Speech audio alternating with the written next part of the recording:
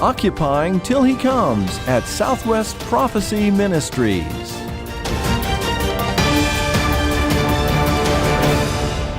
Welcome, friends. This is Dane Rome, your announcer for today's Last Days Beacon program. Thanks for listening, and thanks for joining us. And just a reminder that these programs are supported by your gifts to this ministry. If you would like to contribute to this ongoing faith ministry, which deals with Bible prophecy and current events, simply go to our website to contribute. Our website address is www.swpm.us.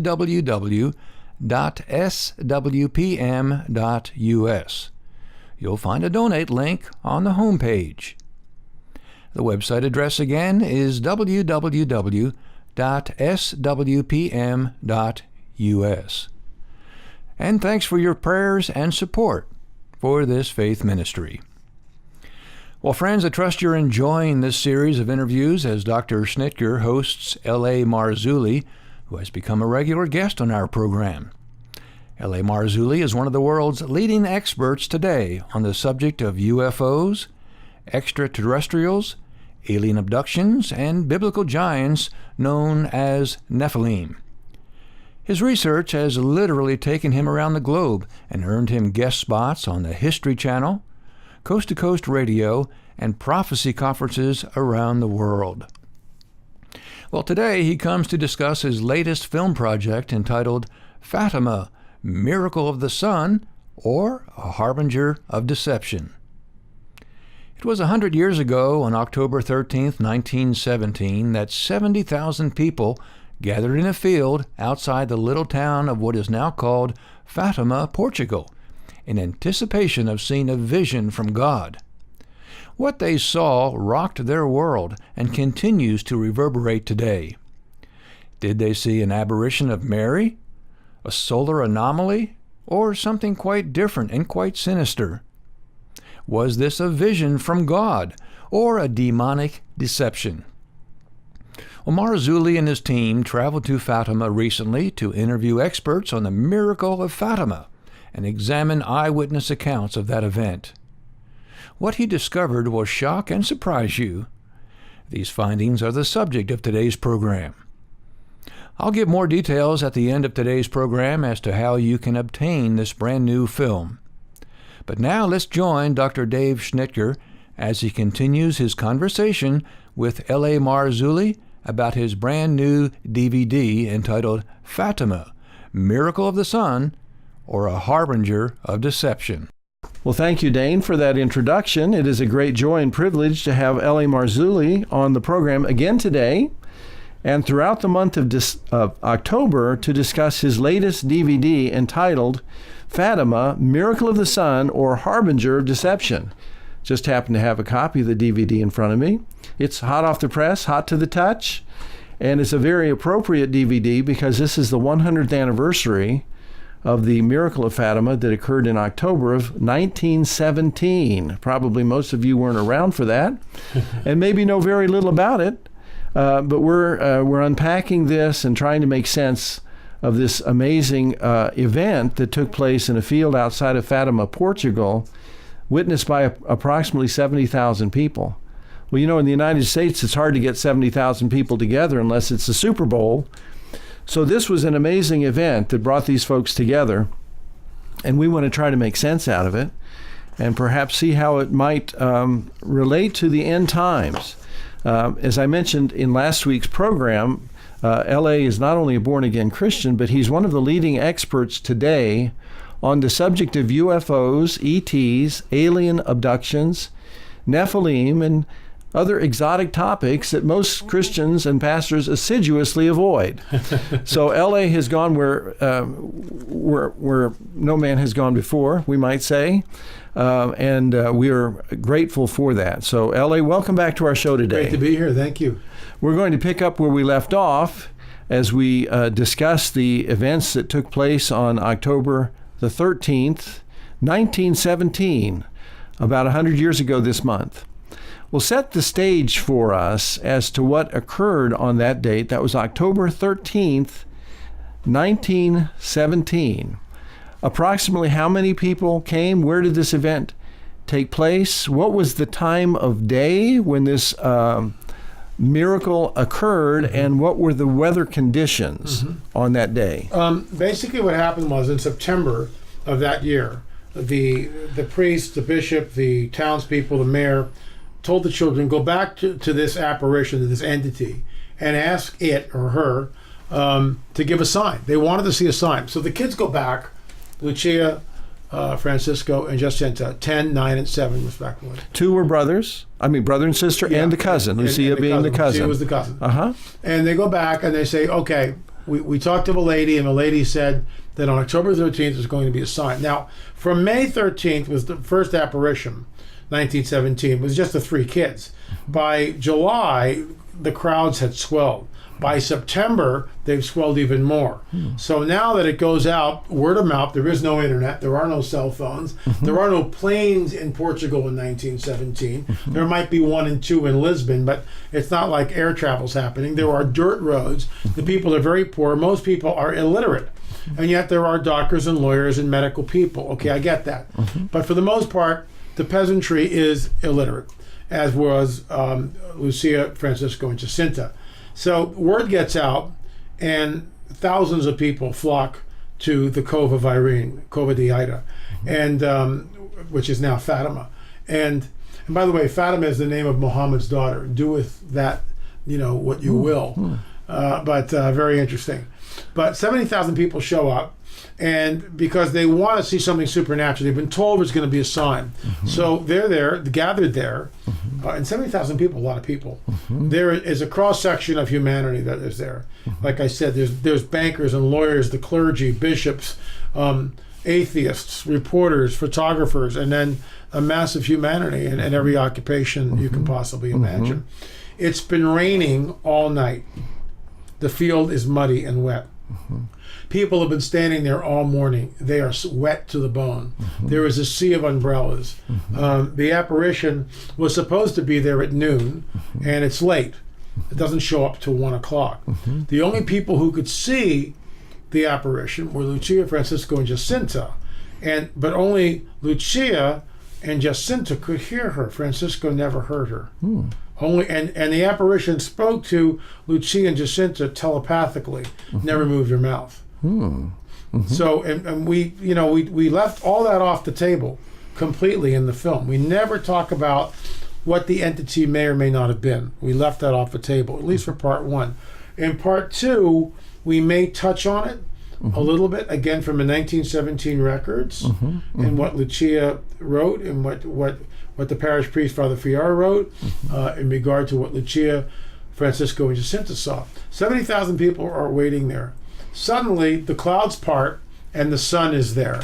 And everybody's relieved because now it stopped raining. But then, as they're watching, the clouds part, another cloud comes in front of the sun and blocks the sun. And out of that cloud comes an object. And this is what the people saw. This object begins to spin and then flutter like a falling leaf over the heads of the crowd, then go back up. And it does this 3 different times before it does what we call a flyby, where it passes 100 feet over the heads of the crowd, leaving a path like this. And there are thousands of witnesses in that path.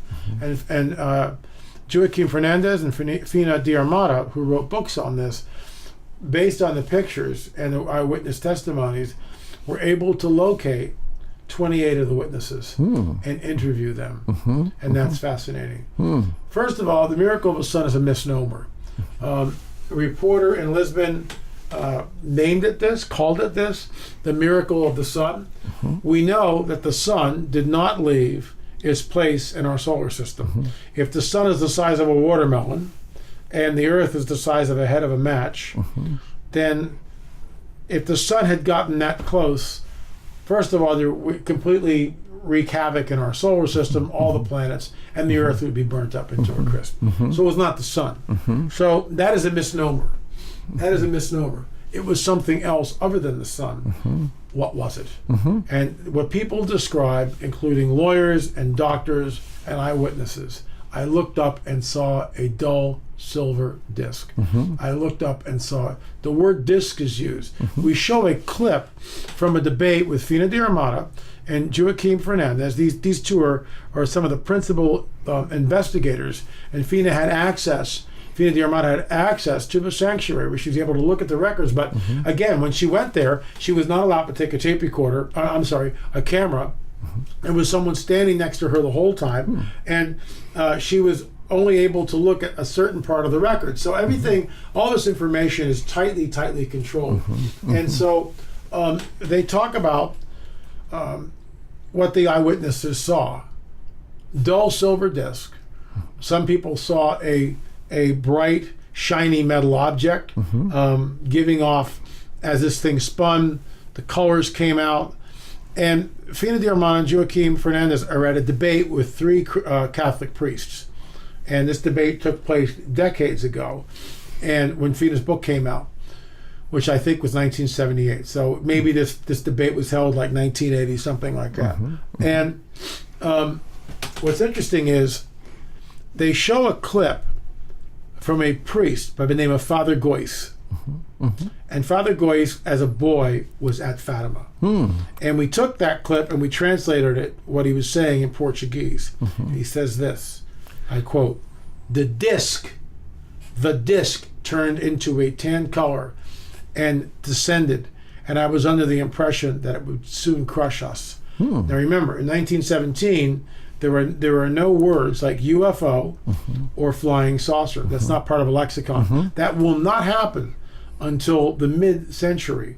So people say disc because that's what it was. They were describing it. A silver disc. They weren't categorizing it, saying it is one of those, because they had never seen. It was not on a lexicon. One of those before. Exactly. Yeah. Exactly. And so we've got it from a priest who was there. We've got it from a lawyer, doctors, and other witnesses from the 1917 records that this is what people saw. Well, as you mentioned, there were members of the press that were there.